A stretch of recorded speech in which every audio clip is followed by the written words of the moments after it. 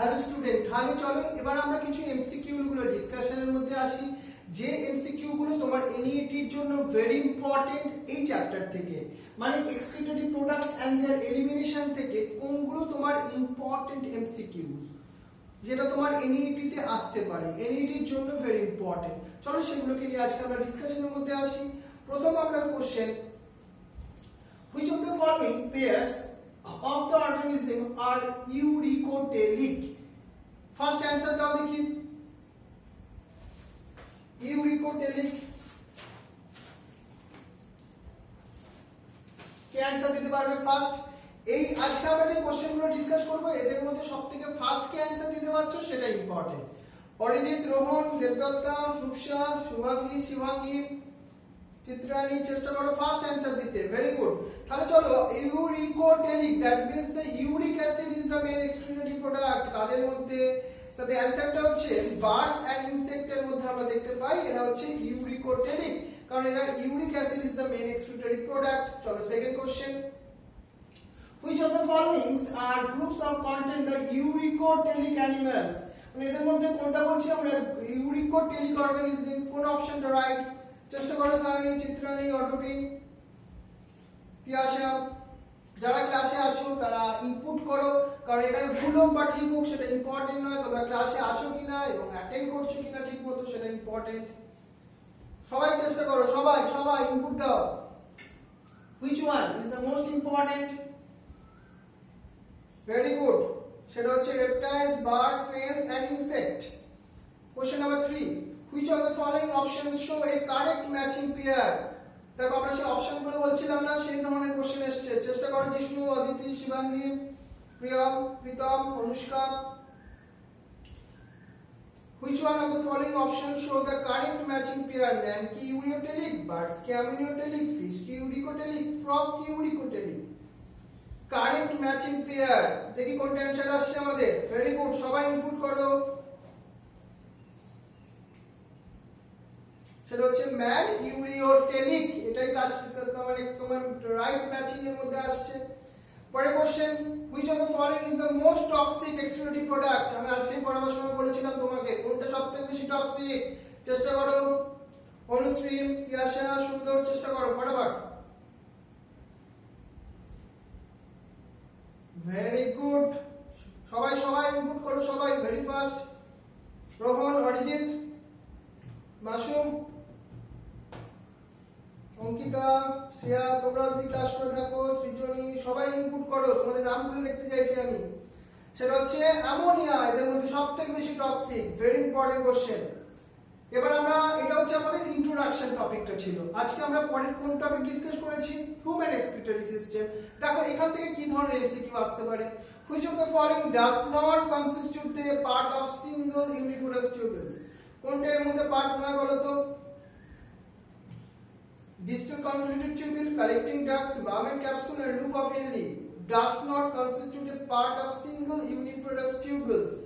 কোথায় ক্লুটা ঢুকে আছে সেটা ভালোভাবে মাথায় রাখো। ক্লুটা কোথায়? Very good Shivangi, Shubhangi, very good, চেষ্টা করো। ঐসি, সেটা হচ্ছে কালেক্টিং ডাক্টস বলছি। এটাকে আমরা কি বলছি দেখো, কালেক্টিং ডাক্টসটা আমরা ডাইরেক্টলি ইউনিফোরাস টিউবুলস এর মধ্যে পার্ট হিসেবে ধরলাম না। question number 6, which of the following is the correct pathway for passage of urine in the humans? কোথা থেকে কোথায় যাচ্ছে সেটা চেষ্টা করো। ভেরি ইজি কোশ্চেন, সবাই চেষ্টা করো। রূপসা, অদিতি, ঋতুজা, চেষ্টা করো ফটাফট। ভেরি গুড, সবাই সবাই ইনপুট করো। যেটা কালেক্টিং টিউবিউলস, তারপরে কি ইউরেটার, তারপর সেটা ইউরিনারি ব্লাডার, তারপর সেটা ইউরেথ্রা থ্রু বডি থেকে রিলিজ হয়ে যাচ্ছে। a notch present in the inner medulla side of the kidney, আজকে পড়িয়েছি। চেষ্টা করো সবাই। স্বস্তিকা, অনুষ্কা, সুধাশ্রী, কৌশানী, চেষ্টা করো ফটাফট। সেই নচ লাইনটাকে কি বলবো আমরা? ভেরি গুড, সেটাকে আমরা হাইলাস, হাইলাম বলি। C option right.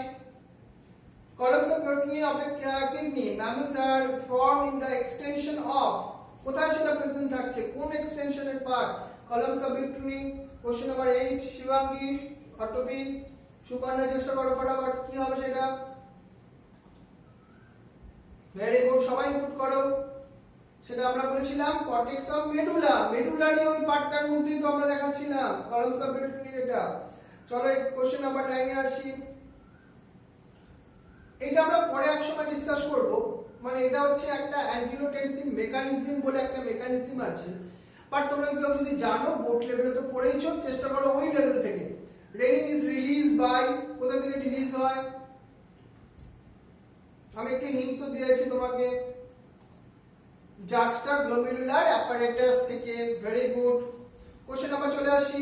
All Bowman capsules of the kidney are found in, তাহলে বাউম্যান ক্যাপসুলটা কোথায় প্রেজেন্ট থাকে, কর্টেক্স রিজিয়ন, মেডুলার রিজিয়ন, কোথায় সেটা?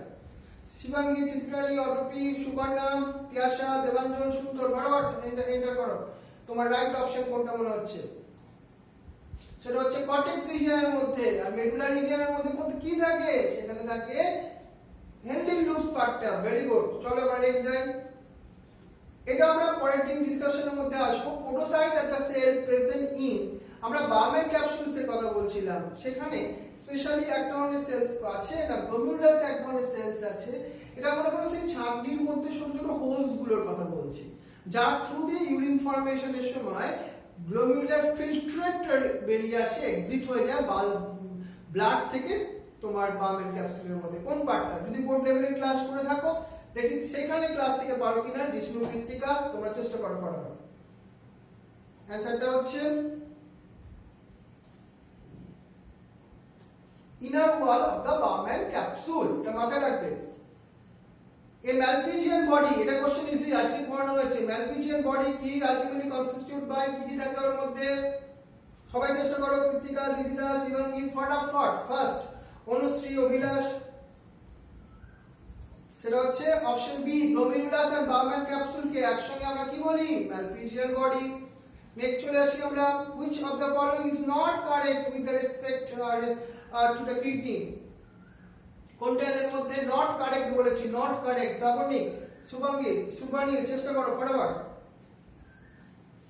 মাসুম, অরিজিৎ, রোহন তোমরাও চেষ্টা করো, কয়না চেষ্টা করো ফটাফট। সেটা হচ্ছে blood enter glomerulus through the efferent, efferent দিয়ে এক্সিট করে, এফারেন্ট দিয়ে এন্টার করে, তাই না? তাহলে সিটা। নেক্সট চলে আসি আমরা, ইউরিন ফর্মেশন আজকে পড়িনি, সেজন্য আজকে আমরা কোশ্চেনগুলো ডিসকাস করছি না, আমরা পরের দিন ডিসকাশনের মধ্যে আসবো।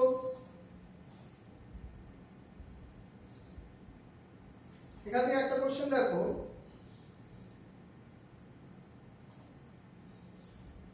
এই কোশ্চেনটা আমরা আজকে পড়িয়েছিলাম তোমাকে। Which of the following is removed from the filtrate of at the loop of Henle?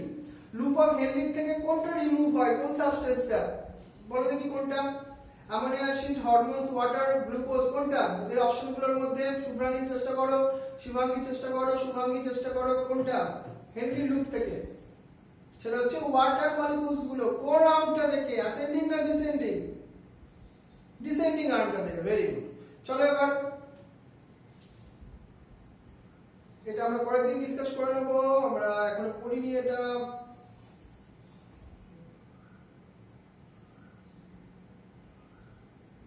এটা আমরা পরের দিন ডিসকাস করব, কি করে আমরা কনসেন্ট্রেট করছি রেগুলেশন অফ কিডনি ফাংশন, পরের দিনের টপিকের মধ্যে আছে।